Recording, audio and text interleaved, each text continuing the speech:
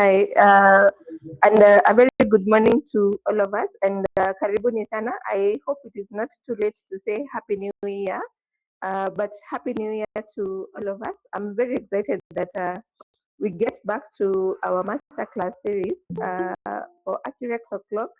I think this time last year we claimed it, and I hope we are rightfully so, Wilfred, to say that also we are claiming the same hour for the rest of the year. So a very happy new year to all of us, and welcome to our webinar series. This year we've really looked for very interesting topics, definitely relevant topics to our workplaces, uh, helping both the managers, the line managers, the supervisors, and even the first line level of employees. So I'm very excited to just see how these topics will unpack. And also, I'm very keen to see the suggestions you give us on the topics that you think are relevant to you and your workplaces. And we are more than happy to include them in our series. So today we are handling communication, and I think for any training, whenever you think about training, the first thing that comes into your mind is communication. And today, more than ever, that we think that our communication needs to make an impact. We need to make communication that is able to move people, communication that is very action oriented, and that is all that we're going to unpack in this hour from now 11 to about 12, 12:30 thereabout. So I think the challenge has always been the same, especially on time management. We really struggle between 1 hour and 1.5, but let's see how that will go. So together with us is none other than Wilfred. He has been with us for quite some time, and I believe he's a loved member of our training group. And Wilfred, yes, there you go, Wilfred. Happy New Year to you. And I'm very excited just to see how we are able to unpack this morning. At the very tail end of our webinar, we'll have a Q&A session. So feel free to either park your questions until the end, or you can just keep them coming to the chat box, and then we will try and answer them on the go or even at the very tail end. We have a feedback form at the very end. So give us feedback. How do you feel these sessions? How do you feel about the trainer? Uh, is the topic relevant, or do you need a continuation of the topic? So that is what we're looking towards for the feedback. Also, if you need a certificate, we always give certificates at the end of the webinar series. So that is what we are looking for in terms of the feedback form. So it will be put out there. So a little bit about Accurex, the people maybe who are joining today for the first time. There's a mic that has a bit of noise. Yes, thank you. So about Accurex, Accurex is a HR consulting firm. We're based right here in Nairobi. We do training, just like what we're about to do this morning. We do recruitment, and actually for recruitment, we have quite a number of open roles, especially in technology, software, real estate. So it might be a good time if you're looking for a job to visit our website and see what jobs we have. What else do we do? We do HR consulting. We set up departments. Now we are doing strategic management. So that and a few others, that is what Accurex is all about. And I'm very happy and excited to talk more about our company at the very tail end. But for now, over to you, Wilfred, and let's see how this goes. Thank you. And again, Happy New Year, even though it's a bit late. But as I say, it's never too late to get on the bandwagon, right? So good to see familiar faces, or so to speak, familiar names, those that we were with in 2025. And now that we have literally jumped the year into 2026, I am hopeful, and I trust that we are going to get as much engagement and as much learning in 2026 as we did 2025. So just to get the feel of the room, just thumbs up if you can hear me as I get my... All right, thank you very much, Mumbi, Dominique. All right, thank you all. As I share my screen, just a bit about what the topic is, as Purity has rightly put it, about communication. And when we think about communication, I think we don't look further, but anything that we do on a daily revolves around communication. So let me know if you can see my screen. Thank you very much. Okay, let me just get that. All right. And you can hear my voice too? Lest I not be speaking alone or lonely. All right. So again, just to repeat what I had earlier mentioned, the communication is what we are dealing with today. And when we say communication, is not just talking. And you've heard, I'm sure all of us have heard, even in any interaction or any relationship, they say communication is key. So what does that mean? That means that in every interaction that we have, whether even with animals or our fellow human beings, there has to be communication, and that communication has to be understood by the recipient and has to be delivered way by the deliverer of that message. So that being said, communication is not just communication, but it is a way of understanding each other. If that ground rule is laid out and everybody can understand, then that means that communication has taken place. But as earlier, I know we had tackled a bit of it, maybe bits and pieces in our earlier trainings. But most organization or most interactions, we assume just by speaking to, like for example, I'm speaking to you, I'm assuming, or we assume that communication has happened. But the question is, whoever is on call today, are they getting what I'm saying? If they are getting, that means communication has happened. But if they are not, that means they were just speaking and nobody was understanding anything. So just that brings out to what today's topic is. We want to get this at the basic level so that anybody who is interacting with anyone or anything, that they can well be assured that when they are speaking, the message is being received in the way they want. So in many organizations, communication is frequent, and you can bear me witness. It is frequent. People talk here and there, office politics, rumors, social media and stuff. Messages are shared, emails, but yet small, or rather small amount of that message or small amount of that interaction is understood. That's what we are going to unpack today. So I urge everyone to be open-minded. There is no smartest person in the room. We all learn every day, especially in this day, as we call it, the AI age. We learn every day. So if you at the end of this call you learn one or two things, that would be a win for me. All right. So what are we looking at today? So let me see. At the end of this call, at least I'm trusting that everyone should have gotten a bit why communication misses the mark, and things that are important in terms of clarifying our messages, in terms of aligning our goals and our interaction with our fellow either staff or even in our own private life, right? Again, I will know how and why speaking with purpose and impact is very important, right? So that the communication can be effective. Because communication cannot be effective if we don't have some of the key elements that make that either speaking or writing to be purposeful or to make an impact.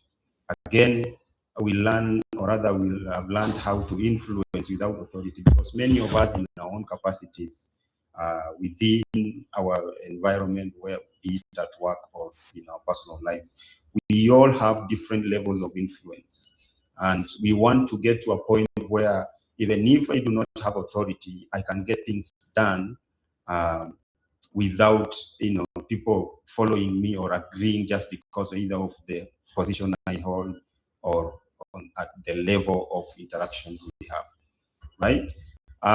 Again, we are going to see what levels or what elements can influence people so that they can spark action in terms of what our goals are, in terms of what we want to do. So trust, we look at about trust, we look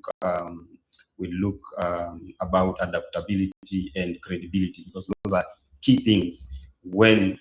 If you don't have a position or if you don't have an authority, those are key things that when you have them, you'll be able to communicate and you'll be able to spark impact in terms of alignment, right?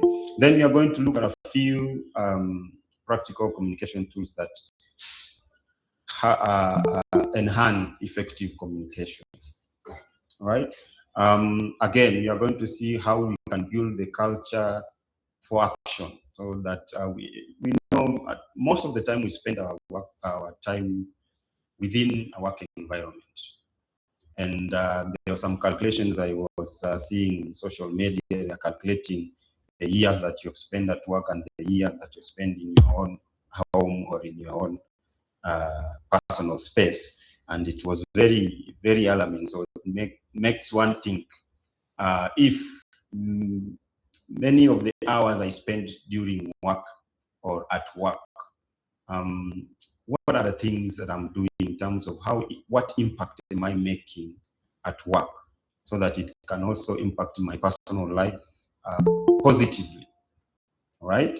So that said, as Spirit had mentioned, there will be a Q&A session at the end, but I will not want to hold you because we are adults, and I believe sometimes there is that light bulb moment that will come up. Don't hold back. Just ask a question and we can answer that as we go by, just to remove that wait period of you having to wait until at the end. So in the picture that if you can see the picture that the image that is there, just on the left of the topics, you can see there are symbols, interconnection. This is how I define communication. In a way, as I mentioned, in everyday interactions that we have, whether it's at office or at home, we are all interconnected. It's like a network, a web. And this network, sometimes we communicate non-verbally, and it is said that most of the time, 75% of our communication is non-verbal. So even when I'm speaking like this, when I'm making gestures, sometimes even someone who is not even able to hear, they can try to make out what I'm trying to say, right? So interconnection of us, and whether it's with fellow humans, animals, gadgets, it's all interconnected. And this interconnection, that stream that connects, is communication, right? I cannot understand you without communication, whether it's verbal or non-verbal. You cannot the same understand me without communication. So why we want to make it we want to have it in a way that it makes sense, so that every communication we put out there is meaningful, not just for the sake of talking, for the sake of saying, for the sake of sending messages, but it is important. That's why we have this topic, communication that makes people move, speaking for action, so that we know what our communication should be, goal-oriented, right? Let's continue. All right, so I always like to start by defining. So maybe I'll ask a few people if there's no right or wrong answer. You can just, how you feel communication, or communication that moves people, how would you define it in your own terms? I'll get to let maybe 2 or 3 people.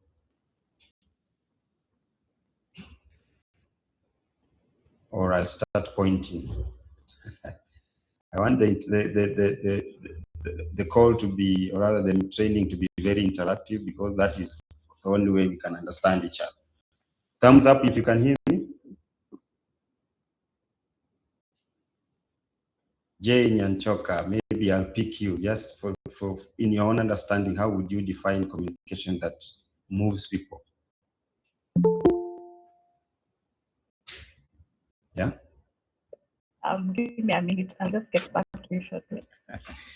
Okay. Who else would want to go?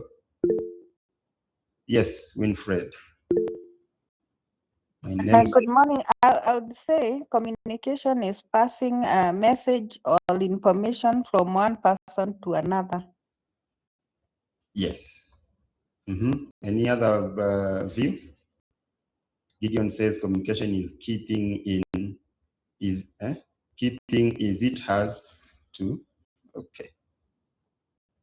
I didn't get that right message. Right, Purity, you can assist me maybe reading in the chat platform.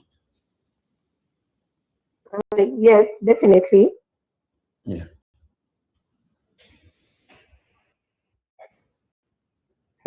Gideon says it has to have a meaning, not just information, which is very true. CPA David, please, you have something to say? Okay, thanks, Coach. Good morning, everyone. Morning. I would say communication is when we are able to pass out a message that ought to be understood, and we're also sure that on the other side they have understood exactly what we are saying. That's when we say that communication has taken place. Correct. That's very, very much correct. Again, as I said, effective communication is the key component in any leadership or in any interaction.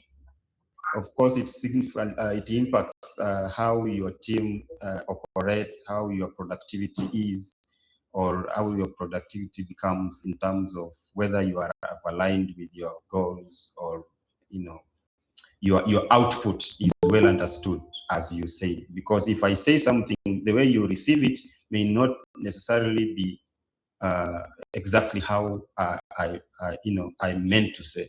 That's why sometimes when you get people doing something and then they will say it's not exactly what you think, right?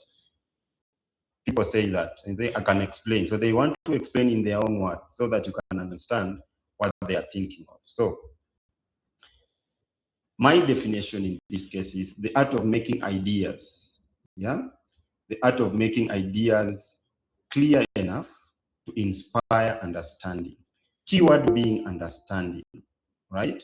And then strong enough to spark action. That means every communication that we have, now this, we are talking in the aspect of corporate environment.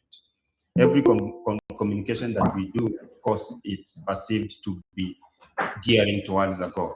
So every communication we do, it's not just sharing information, it's about trying to achieve something. So it's not about just sharing information, shaping clarity, connection, and movement towards a shared goal. Because I believe every organization and all of us here on this call, I believe in our own capacities within our own organizations, we have goals, right? And we have teams within that organization. And all these teams, they work towards one goal, which is the strategic goal of that particular company. So if there is miscommunication at the top level, even at the ground level, there will be miscommunication. People will not understand each other. And again, at the end of the day, the results that as a company we want to work towards will be missed, right? So there are 5 key principles that we look for in terms of trying to ascertain that this communication is effective and this communication can spark action, because at the end of the day, it is action that we need from every interaction that we are doing, right? So we'll be dealing with these principles as we move along, because the topics that we have covered today, it's these principles, they are embedded within. So one will be clarity.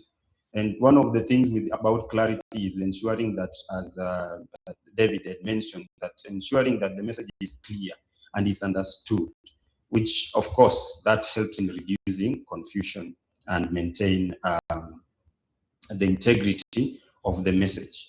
That means whatever information that I try to put out there is what the recipient got, right? And the other thing is authenticity. How authentic is my message? How authentic is my communication? Does my communication build trust in the recipient? Does my communication create a sense of connection with the audience? We're going to look at that as we move on. Then number 3 is about empathy. And empathy is one of the key elements in order for any person to have an effective communication, because empathy now means I have to resonate with your feelings. I have to put myself in your shoes, so that whatever I'm trying to tell you, does it also, if it's applied to me, can I act the same, or can I behave the same, or can I have the same output, right? So trying to inspire without empathy, people disengage. Right, number 4 will be, now this communication, as we say, it has to be goal-oriented. That means it has to be purposeful. So that will be purposeful communication. Are you just talking for the sake of talking, or are you talking because you want a solution, or you want to an action, right? Because at the end of the day, even you bear me witness, even the meetings that we have in our own organizations, that you cannot just go to a meeting just for the sake of going to a meeting, because you are a boss and you have to call people, talk to them about stuff. Yeah. So every meeting or every interaction has to be purposeful in terms of, is it goal oriented? Is it clear? Is it authentic? And does the communication around, does it involve empathy, right? Then the last thing one will be action. As I mentioned earlier, every communication has to be action oriented, because now we have to have a communication that sparks action. That action means now people will act on the message putting out there, right? In this case, now you have to use the language that drives that action out of people.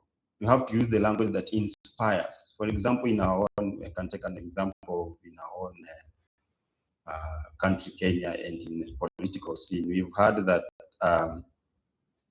there are certain politicians that when they speak, people listen, So they have a way of speaking, and then they spark some interest in people. They want to know more. They want to listen more. And that creates, when you create an interest in people, action becomes second thing, right? Because they'll be able to follow you, and they'll be able to act on that, whatever it is that you are trying to put out there. So mastering all these 5 key elements, at the end of the day, or at the end of this call, if you would have mastered all these 5 key principles, then every communication that you make will be very impactful. It will spark action, and you will have, mastered the art of communication. And if you are a leader, you can create a powerful communication style that not only informs, but also inspires. And we all, as leaders in our own capacities, don't we all want to inspire, right? There's a place, a place I saw a short video that was speaking about leadership in our organization, and there was this boss. I call him boss because that's the boss scenario. He was trying to boss people around, trying to follow people around, ensuring that they are following instructions and what have you, and things that he's trying to get them do in terms of trying to align with the strategic goal of the company. And people did not like him much because he cared less about how you feel, how you react to the instruction. When he gives instructions, he wants you to follow it regardless, right? But the clip at the end of the day, it says that you have never heard of someone being called world boss, but you've heard of people being called world leaders. They are leaders. So who is a leader? You need to ask yourself, because a leader is a person who communicates well. A leader is a person who try to inspire people to action rather than following the instructions. So you just don't follow instruction for the sake of following instruction. You spark an interest in a person so that when they are doing whatever instructions you are giving them, they are doing it out of their own because they know the benefit, right? So a leader is a person who inspires, somebody who motivates, and you cannot motivate if you do not know how to communicate.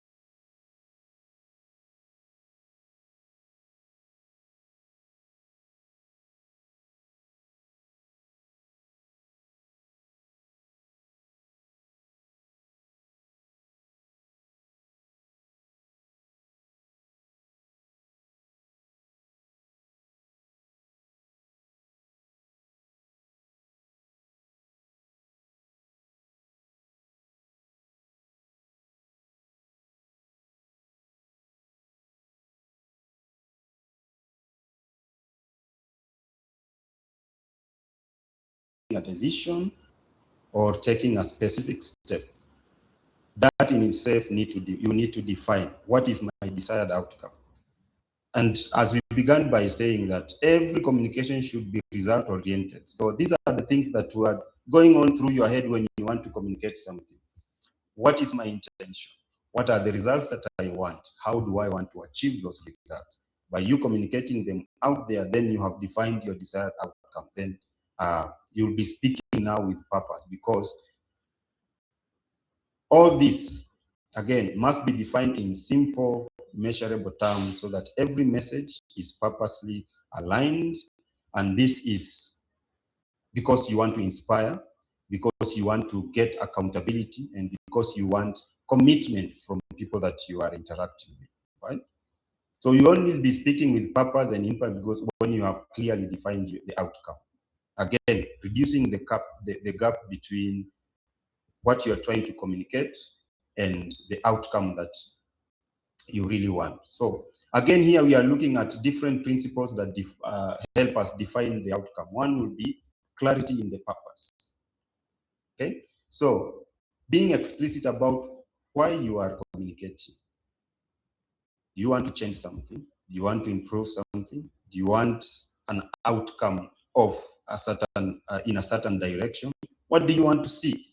Communicate that one. Okay. Again, you need to your audience to you need to be your audience, or rather, you need to have your audience in mind. Be audience centered, right? I'm speaking to leaders, I'm speaking to subordinates, I'm speaking to colleagues. When you're speaking to 10-year-olds and 15-year-olds and 30-year-olds and 50-year-olds, the style changes. So are you be able to see your audience and see if they understood what, or they understand what you're saying? And this, for example, comes out, for example, if you have a doctor's visit, and then they start speaking in their own jargon, it's something that you will not be able to understand. So now, as a doctor, in this case, they are supposed to be, when we are speaking of audience centered, they are supposed to be knowing that you as a person, you are a layman. So whether when they are speaking to you in terms of what they are telling you, if it's diagnostics or trying to find out what is wrong with you, they should be able to speak in a way that you will understand, even in those medical terms. They try to explain so that you can understand.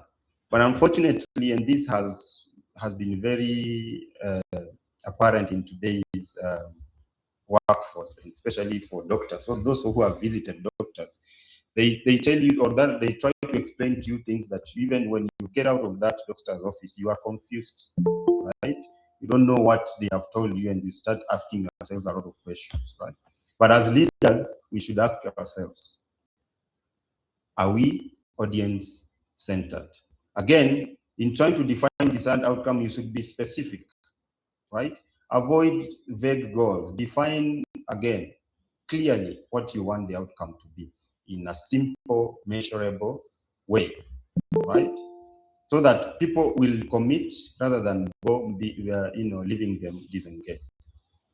Again, in this case, in a corporate environment, now we have, when we are communicating, as we said, we are all aligning with the goal of the organization. If it's a team, we are in accounts, we are in sales, we are in admin, we are in customer service. All these departments, at the end of the day, they align with the goals of the company. So are we aligned with the goals of the company? That's the question that you should ask. Then, when you define this, again, we have spoken about being action-oriented. Be action-oriented, and it should be, even though the output may be complex, but in your explanation or in your communication to the team, it should be simple enough so that the outcome is easy to grasp, right?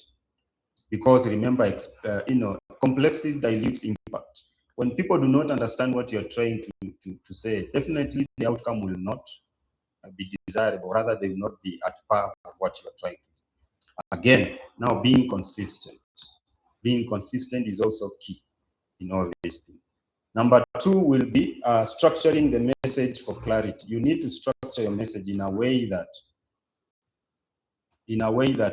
people who are listening to you or hearing you or reading your message, they need to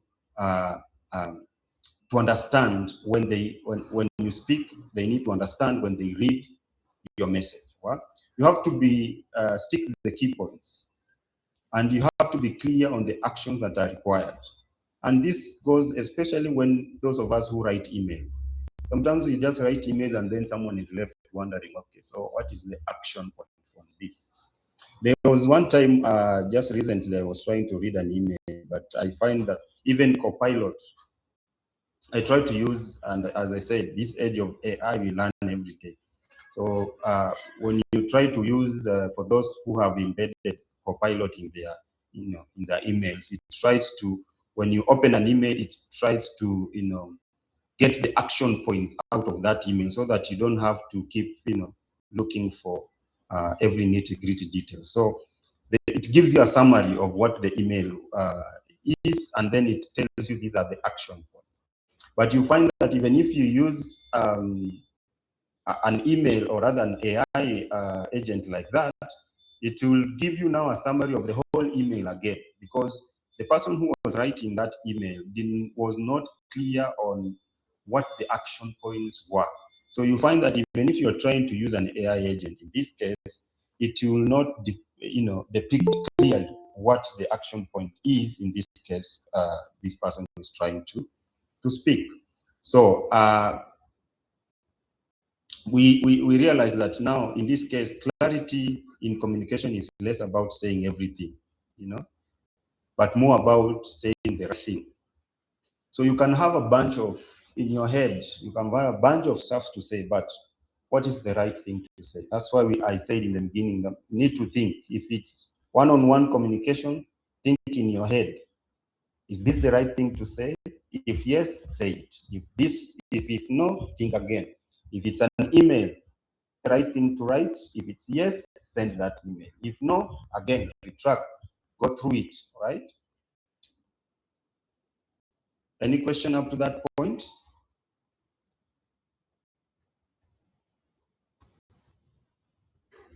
Thumbs up if you can still hear me. Thank you, David, George, Francis, Asante Sana. Now, again, all this revolves around the principles that we talked about in the beginning: clarity, empathy, So you have to, and in this case now, when you're structuring messages, you have to structure them, use words that build, you use words that, create that engagement, right? Use words that can, when people read, they'll know, okay, now this is an action point for me, right? And then you should be able to appeal to the values to people. Because, say, for example, you are a team leader and you're trying to communicate tasks or a project that is to be done, right? If you communicate in a way that your team will see value, their value in the project, you will not need to follow anyone around in trying to say, okay, where are we on this one? Or did you understand? Or why am I pushing you? Because they know their value in that project. They know the output. And if they do, that means your communication was good, and that means they were engaged, they understood enough what you're trying to say. So you rather, I'll give an example. When you say, for example, it's a project of building, for example. You need to tell, if they are, is the architect trying to draw for you a building. How you are communicating to them will give them the vision, and then that vision will be transferred on paper. So that's why you see the building that you see around first started with in people's mind, and they communicated to the person who was supposed to draw that layout. And then from the layout, it was built. So the communication had to be aligned with your mind, the architecture mind, and the builder, right? If there's misalignment, that's where you get building falling down, because now people are not getting the value. They are just building because they have cement and sand. And then they say when you mix them, it becomes block. They build the skyscraper. But if they understand the value, of building or rather following the instruction the way it's given, the way it's supposed to, you will never get, building falling down because people are following instructions the way it's supposed to. But if they are not clear in the instructions, some of them will try to waive because of profit, some of them just ignore. If they are disengaged, again, it comes down to, do they see value in what they are trying to do? Do they see themselves in the output, taking part in the output? I'll come back again to those of us who have been able to work with in corporate environment. And some of the times say, why do we dread Mondays? Because where we are going there just because we have to pay bills, not because we share in the vision of the company, not because we share in the direction of the company, but just because they are giving me a paycheck at the end of the month, I go, right? But should that be the case? No. In our own environment, in our own corporate environment, in your own company, I believe some of us here have those, we call them side hustle, the nyotas, those who have been given nyotas in this call. That money, when you start that company, do you want the people that you are going to work with to share? Because if they share in your vision, that means you're communicating well with them. And if they share with your vision, they are going to help you catapult to the level that you want. But don't get to a point that even if you are telling people we need this done, but they are doing it just because they need the money at the end of the day.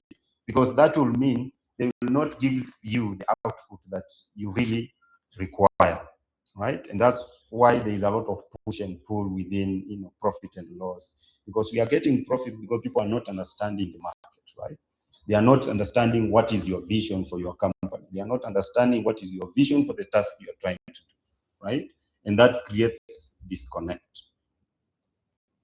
All right, moving on. Using the language that motivates or inspires people. We've talked about that. Huh? Because you can't just speak for the sake of speaking. I gave an example of some of the politicians here. Some of them you see they are speaking in other language. They say they are having verbal diarrhea. Now, if someone tells you you are having verbal diarrhea, really, that means you are just blabbering. You're not giving, information, or rather, you're not communicating on things that people can understand. And unfortunately, we have leaders, or rather, I'll call them bosses, or rather, call them people that call themselves leaders, but the way they communicate to their people is not, does not go in tandem with what leadership is. So use languages that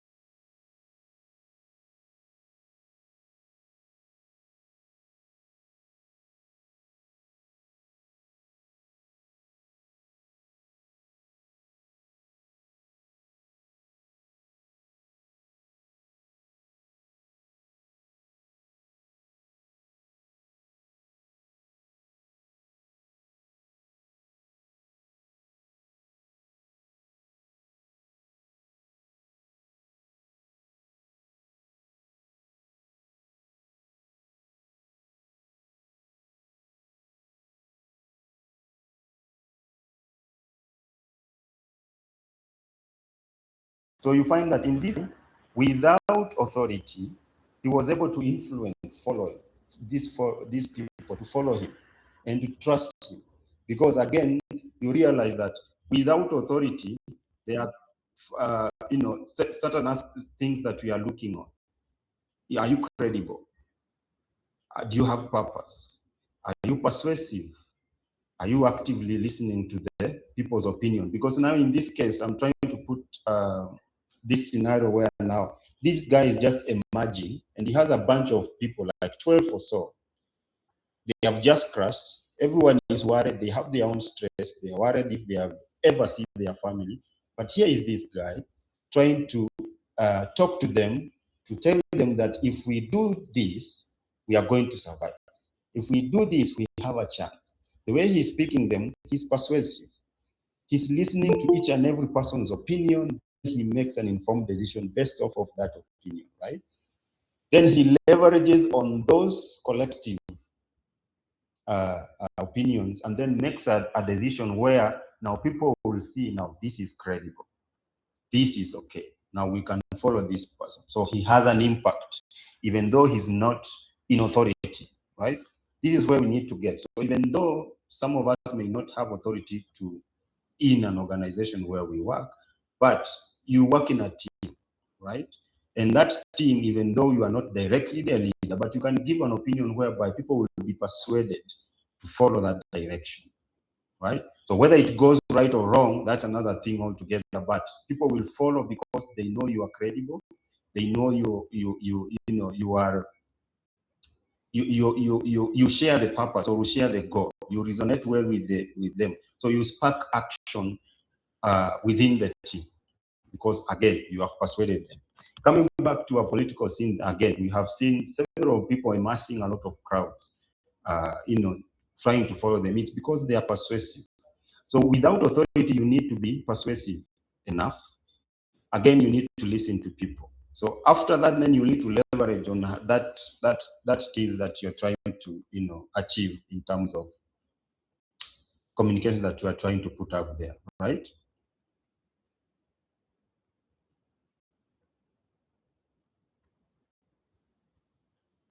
Right. So, as I say, building credible. Are you trusted? Can the people trust you? Because we realize that most of our work environment, we follow people just because of their position, right? We follow people because of their office. Like, for example, in Kenya, people just respect police because of the uniform. And I can bet you if they get you as a police officer, I don't have any pun intended for the police forces, but it goes without saying. We've seen that people do not trust police. So you may be right in your own intentions, but as a police, people will just follow you because of the uniform. But if you remove the uniform, people will not follow you, right? Do you want to be that kind of leadership? Because if I'm not in office, then people will not follow me. But if I'm in office, they'll follow me because I am their boss. So they do as I say, not as things should be done. So it's not about shaping outcomes, but how you communicate. Again, we'll repeat that word very many times on this call. How we communicate, not by the title we hold, not by the office or the position, but how we communicate to create that credibility and create that trust. Right. Moving on. Again, managing resistance constructively. Again, I go back to this scenario where these guys fell from the aeroplane and they are lost, and there's two people trying to be their leaders. One is making headway, the other one is not. So this person who is making headway, there was a lot of resistance, first of all, because people did not know who he was, but he built the credibility, he built the trust. Even from the resistance, he was not trying to also throw punches at people who are not trying to follow him, so that they follow him because he's the big guy. He has the muscle. He has gone to the gym, and he has the biceps. But because the way he managed the resistance was resonated well with the group, right? Now, again,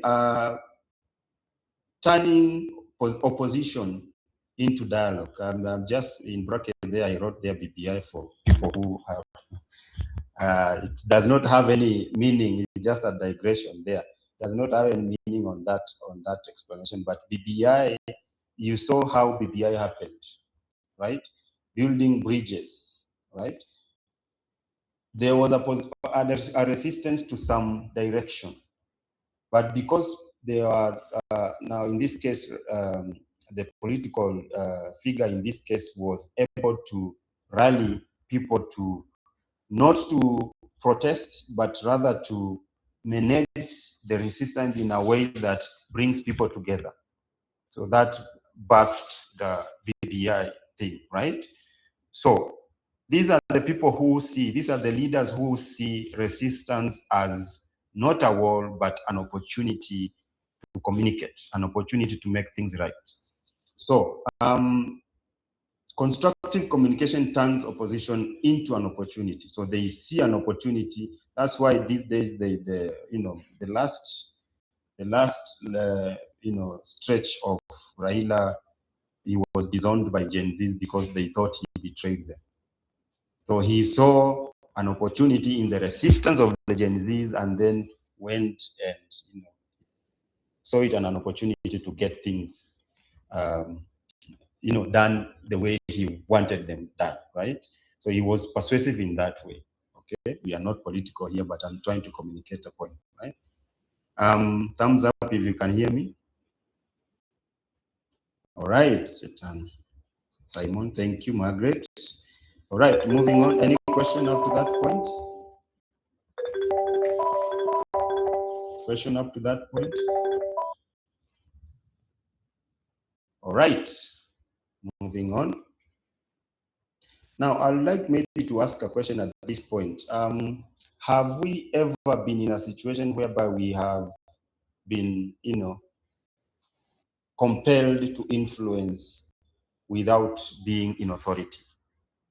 I'll give maybe a few comments here. Yeah, for people who, if you are not a boss, but you have been in a situation whereby you had to intervene and convince people to follow in a certain or to do a certain thing, just because it needed being done, and you were able to influence them without you being in a position of authority. Do we have anyone?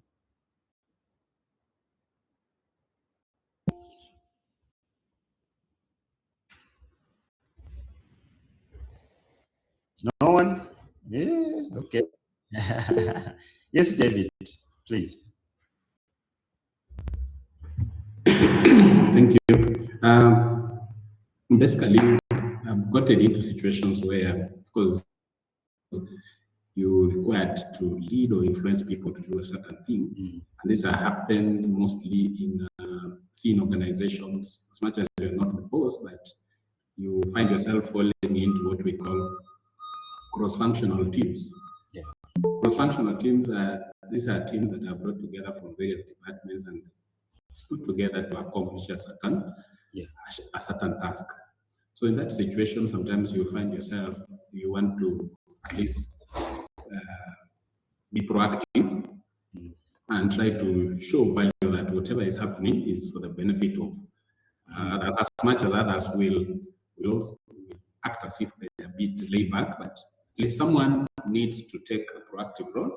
Of course, that comes after understanding the task ahead and trying to find the buy-in of the other so that you can get the task completed.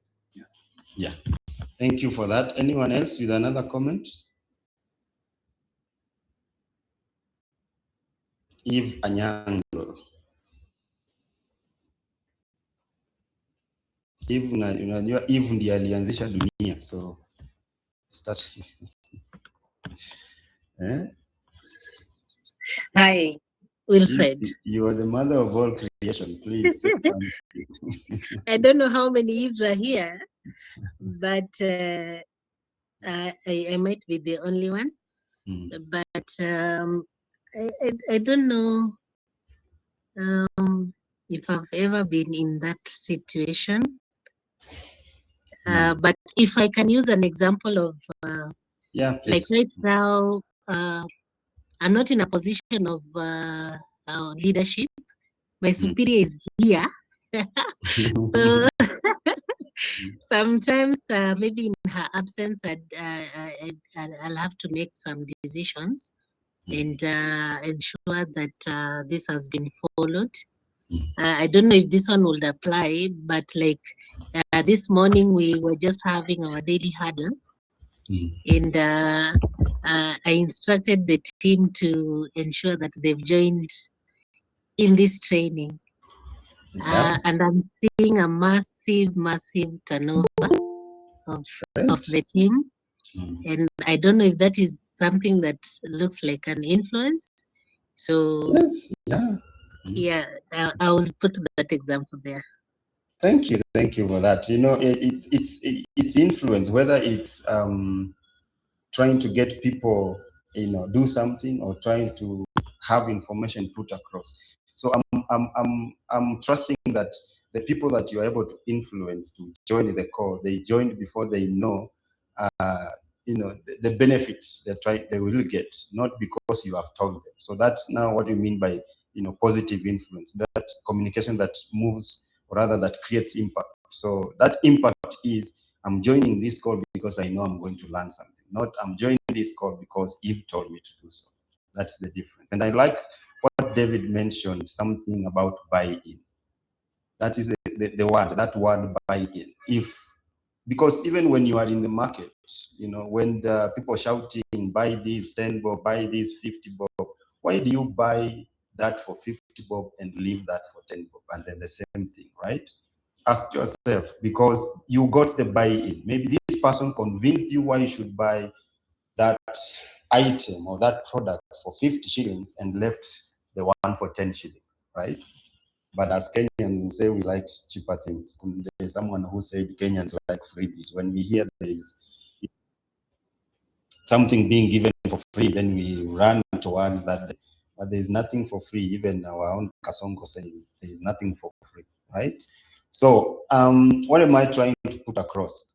When you're trying to influence or when you're trying to communicate, if you want to have impact, if you want to have the outcome that you desire, you have to go through all these aspects that we have talked about, right?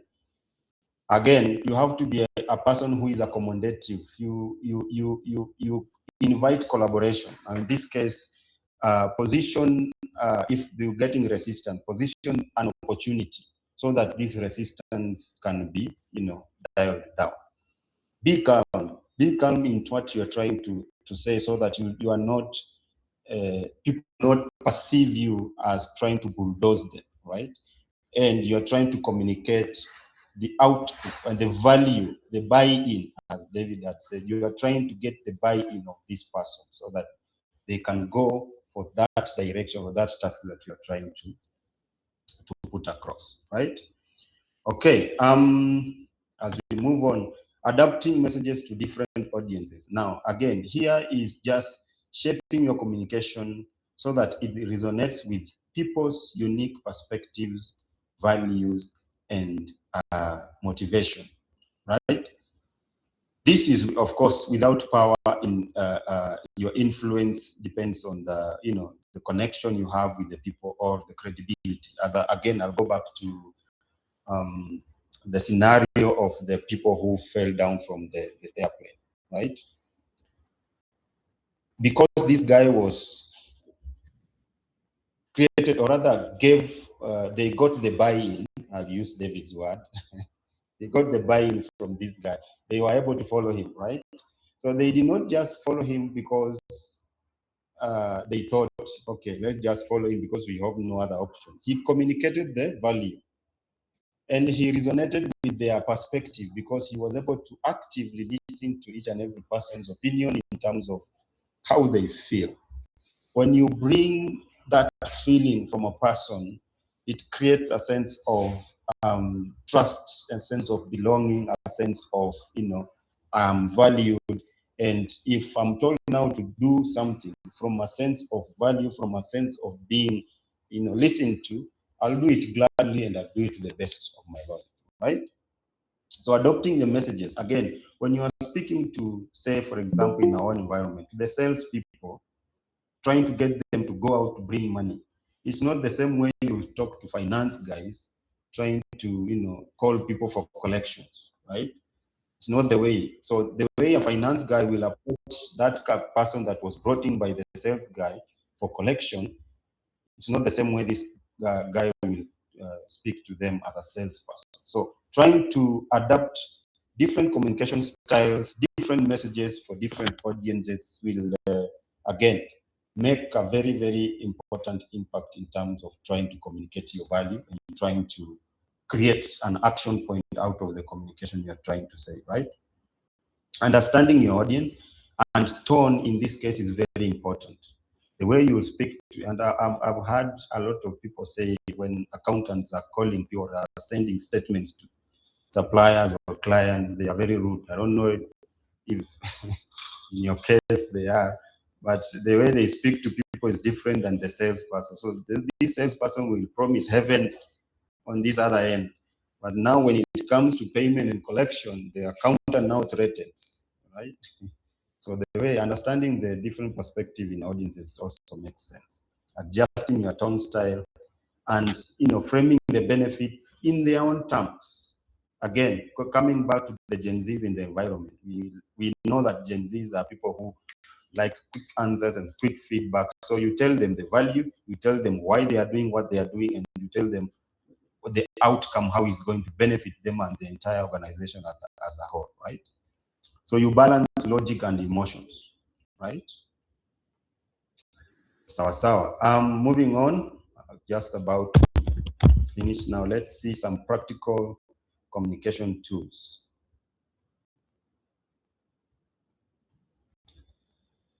Now we have something we call message structuring framework, right? Now there are many out there, but there are two that again we cannot exhaust. As I said, we cannot exhaust. Communication, as Bridget mentioned at the beginning, is very wide, and a lot of times when we think about what do we need to train communication, because we realize that it is the bedrock of all our interaction, whether it's professional or not. So there are many, not four. There are various ways, various frameworks, like 7 for so to speak.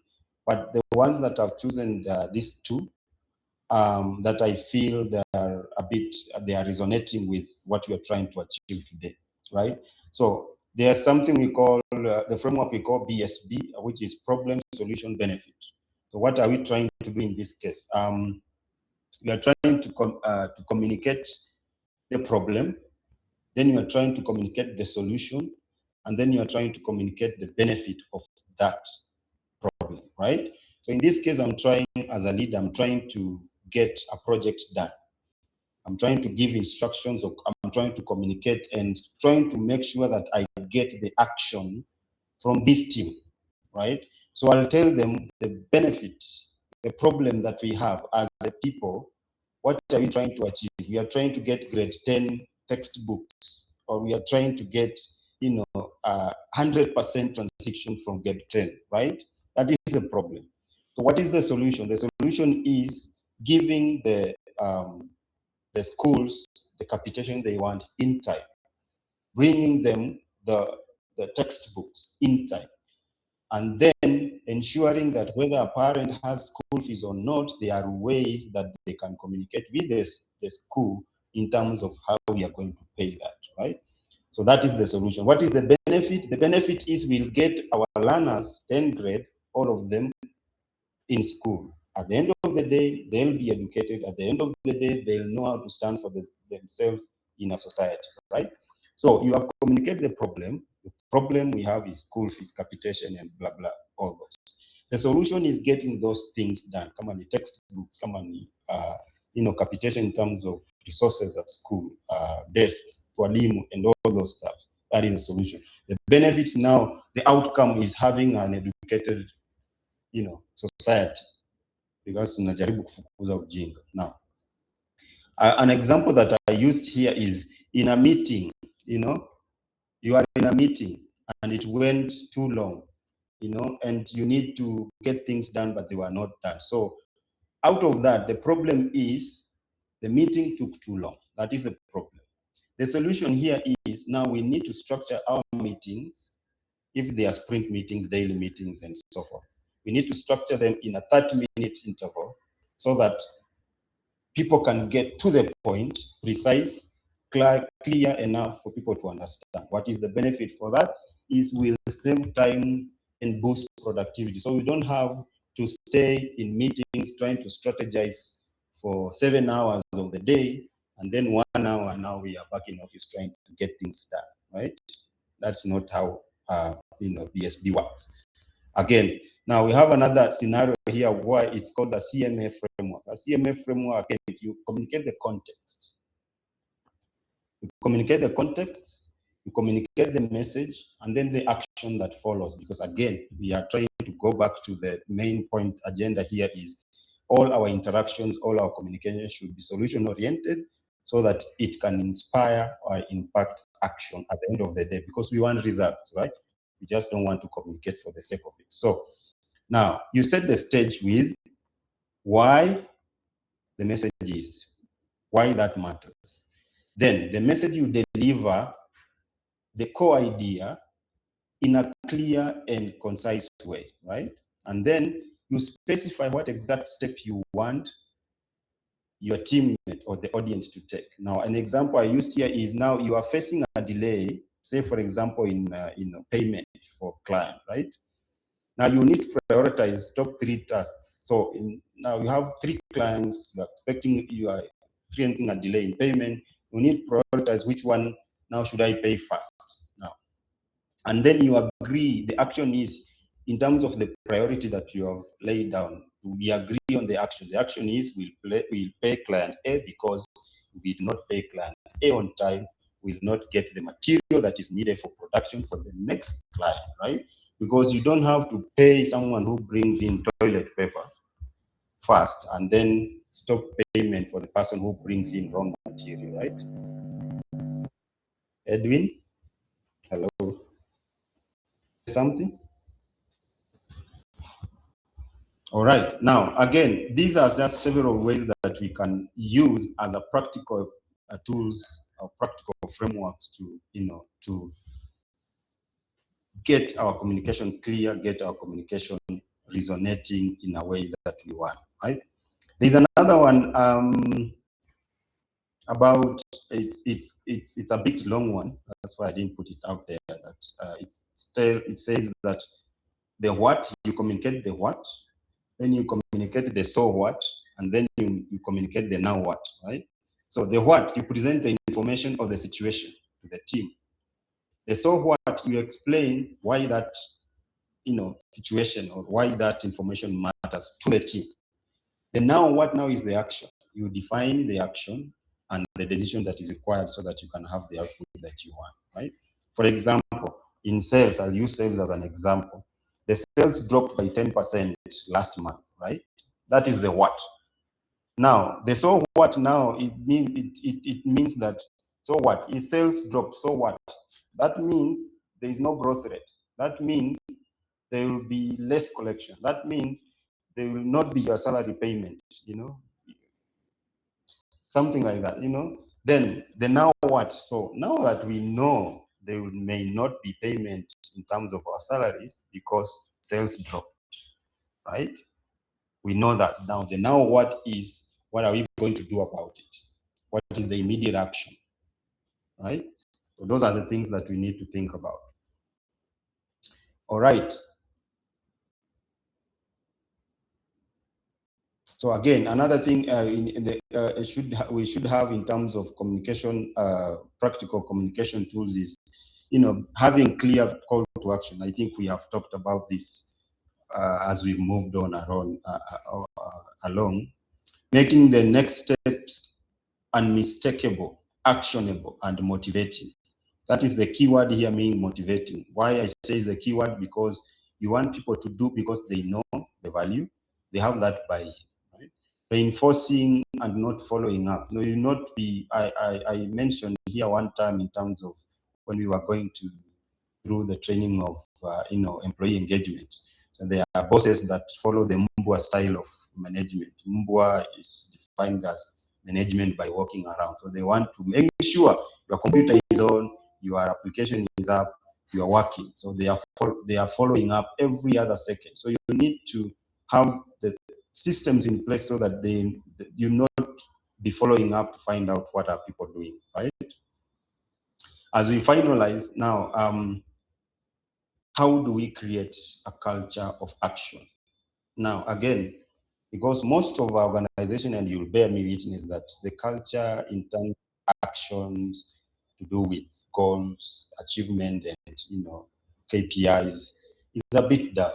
So what, as a person, you as a leader, what do you need to do in order to spark that action so that you can create a culture whereby people work because they see value, people work because they know what is the benefit, people work because they share the collective bargaining agreements, rather than just for the paycheck. So again, we are following several action points here. One is being clear in action, being clear in purpose. So we have consistent leadership messaging.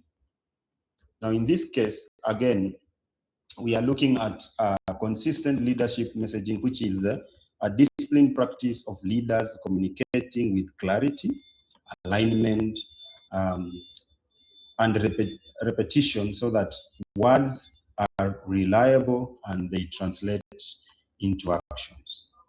So they are not just mere words, they are not, Kasongo words. So just say in 6 months, we want our company to be top 10 in Kenya. In 3 months, we want to have built a prototype AI that, takes people to heaven or something like that.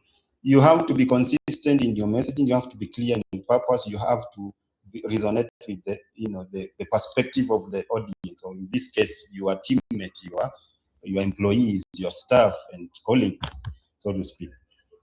Now, again, you have to close these loops, the gaps that makes communication miss the mark. You have to close them. How do we do it? Again, clarity of purpose, alignment across, as David had said, interdepartmental or inter, channels, teams. You have to avoid, vague messages, right? You have to model through action, because as a leader, we say we lead by example, not we lead by, pushing and shoving, not that. So we have to earn trust and credibility of people in terms of being clear, trustworthy, credible, and so that they can, follow us just because, again, they know what they are trying to achieve, what is the benefit of that, right? So action-oriented should be like that, right? Any question up there?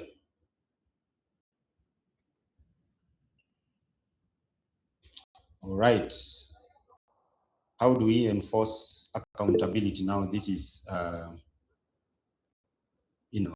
this is a way of ascertaining that people will follow you the way they get the buy-in, right?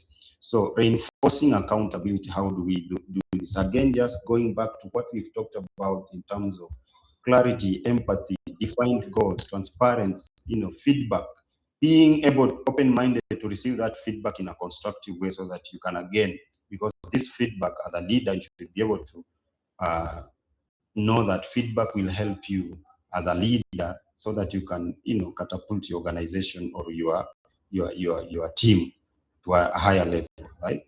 Being consistent. So ensuring that communication doesn't stop at inspiring people, but you can follow through with making people responsible, with making people that are making strides visible in terms of celebrating them, and also having a shared and consistent, goals, so to speak. And you realize that when you have accountability, it will transform your words into commitment, and it transform your commitment into actionable results, right? So without accountability, we know any interaction is not okay, right? you can become motivation, but if there is no accountability at the end of the day, nothing will get done.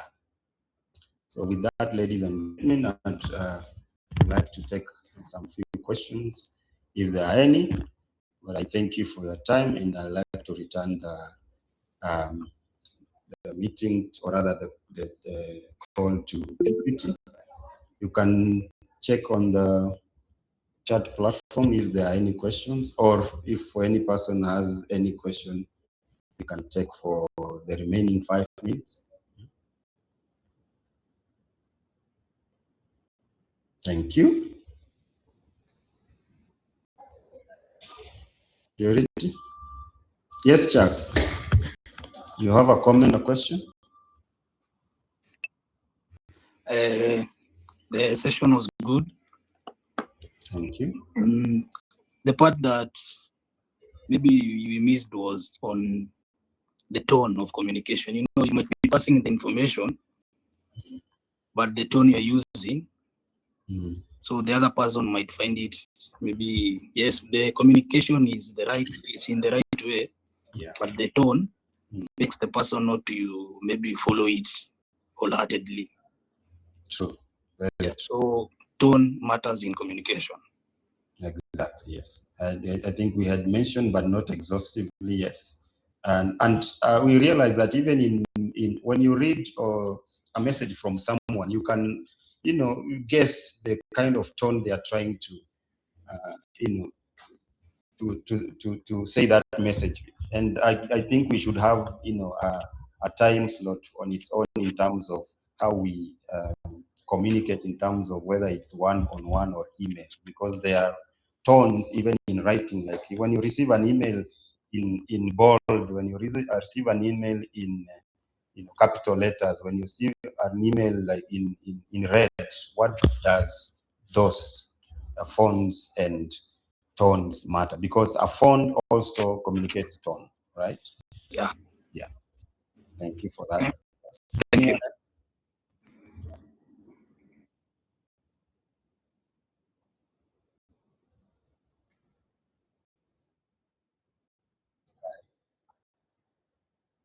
Yes.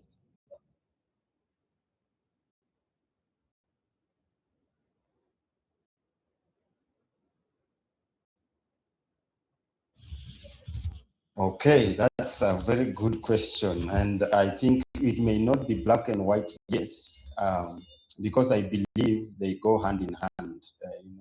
So as I said, we are not perfect, but we all have some deficits. But I would think leadership goes, the larger percentage of leadership goes in terms of actions, in terms of how we carry out stuff. Because as I said, communication is 75% nonverbal. That's what the philosophers say, right? So if it's 75% nonverbal, that means if you are a good leader, you don't have to even talk for people to resonate with you.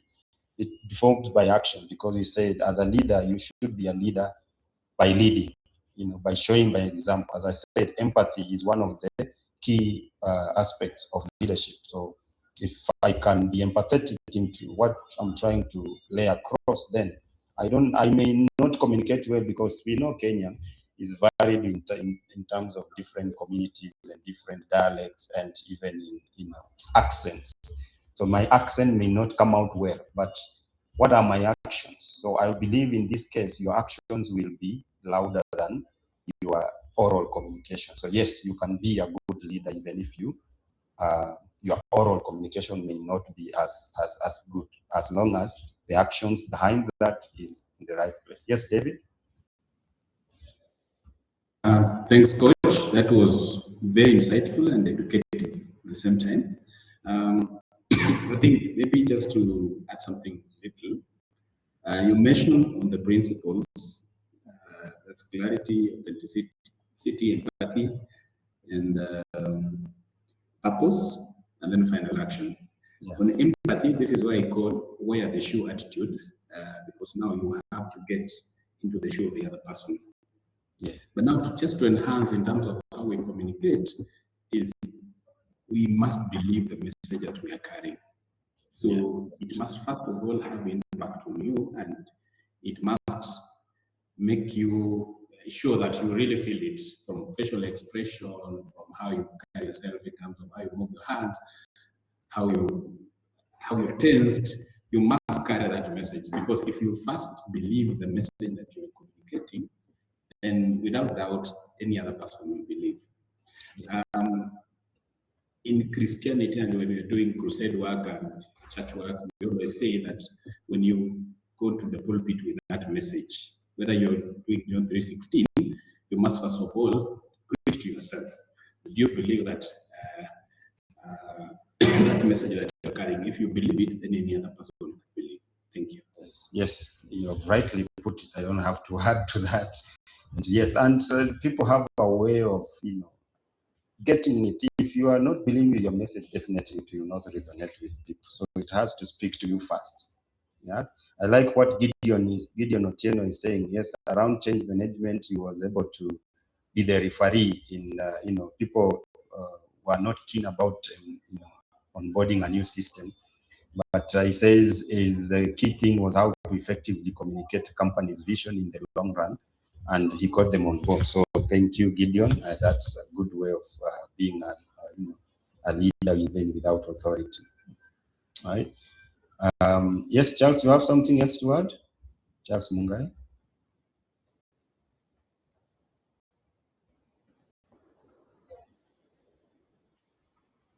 All right. Okay. Anyone else? Joy Nyanchoka says, create an impact and have a clear goal. That's very true. Giorgio Leo says, communication is when you put a point across and it's understood. Again, very true, right? Gideon Otieno again says, key thing to have meaning, not just information. Well, yeah, very true, right? Mary Juliet, precise, straight to the point. Again, very true. All right, ladies and gentlemen, back to Gladys Chepkoech, yes?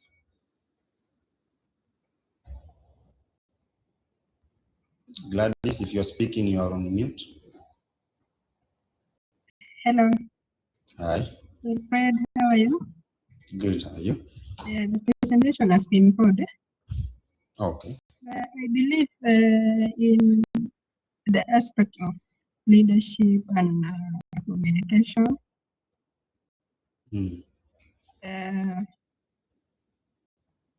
You speak up for what you believe in. Let it come from you, from the inner you, so that if there is anything that you are unsure of, the people should see from your facial expression, how you are talking it out. You know? True. Yes.